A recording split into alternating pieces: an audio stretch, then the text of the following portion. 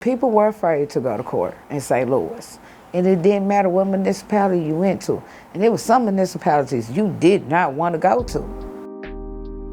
My name is Nicole Bolden. 2010 was when I met them.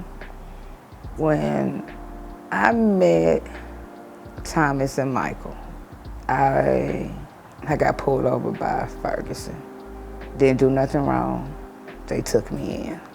So when I was driving my car, and I stayed in North County at the time, the officer pulled me over. 2 officers right after I dropped my babies off at school.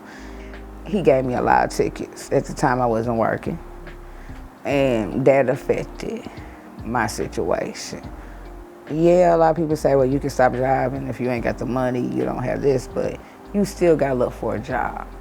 You still gotta provide for your kids. And at the time I had 3. Who was it that got me that time? Florissant.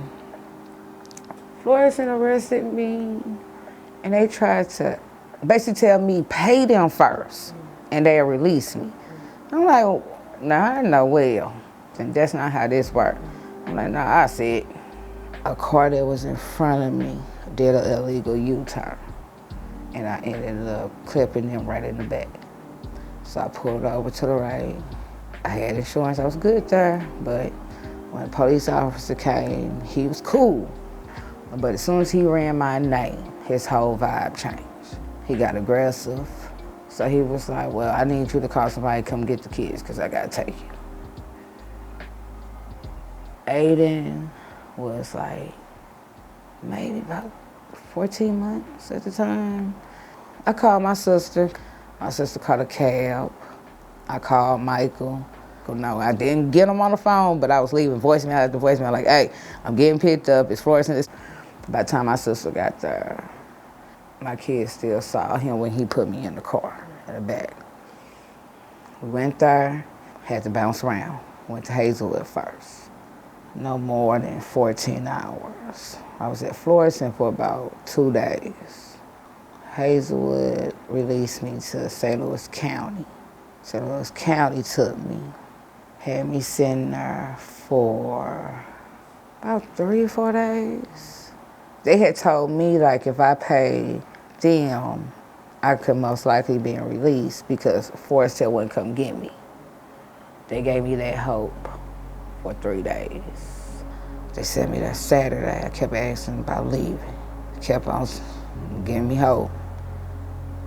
Then me and somebody else who was sitting there was talking. They was like, nah, they keeping you too long. They got their money. Just like Forest Hill, the last ones coming for you. I was like, yeah. They was like, they holding you. Forest Hill came and got me.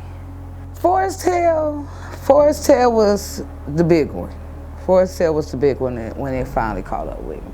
When we first got there, they told me I was gonna be there till May.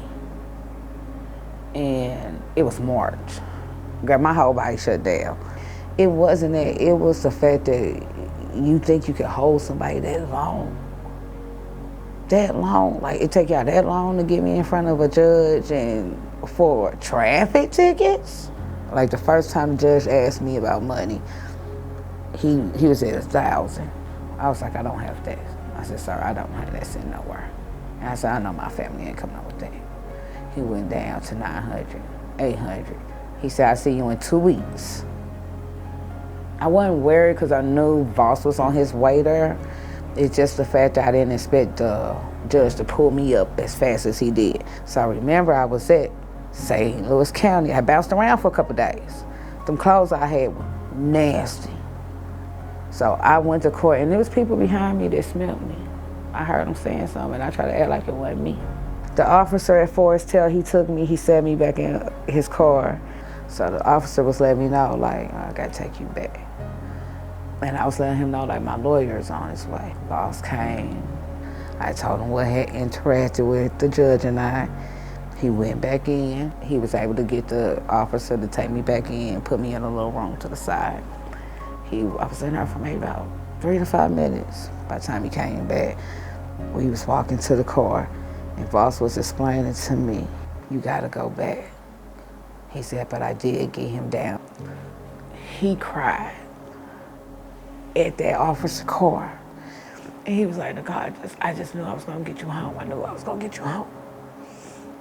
And I was like, boss, you did more than what I could ever be thankful for. I said, when I was talking to that judge, he was talking about 1,000. I said, you just don't know, you had my voice when I couldn't have that voice. I said, don't go home feeling like you lost. We won. They said, you always hopeful. I said, you gotta be, especially when you know people are helping you. But my mother, she had took money out of her insurance just to buy me out. That one little impact of me getting that ticket and listening to my cousin talking about don't go to court. But I didn't have the money. You hear the stories first. And I didn't go to court. And I didn't know the domino effect that it would have. I saw what that domino effect showed that was wrong with my city. And it doesn't just go with the officers, they just part of the problem. So to know people on top of them was okay with how that trickle effect was, that you didn't want to see nobody come up. And it's really hard to get out that revolving door sometimes if you get in there. I have friends, family members, that little revolving door is a mug once they get your name and you get in their little system, them fingerprints, because it's a different type of world. They don't treat you like you human. Like one girl, oh my gosh, she was on her period. They wouldn't give her no pay or no tampon. They really treat you like you don't matter. And that's no way that nobody should ever feel. Just because you can't afford something. Some of us just can't go pay it off. Compared to 15 years ago, court was a whole nother thing. People were afraid to go to court in St. Louis. And it didn't matter what municipality you went to. And there were some municipalities you did not want to go to. Especially speaking about traffic. I hope it doesn't go back. I really do. But I also know that we have to keep pushing for a lot of change because it's not done.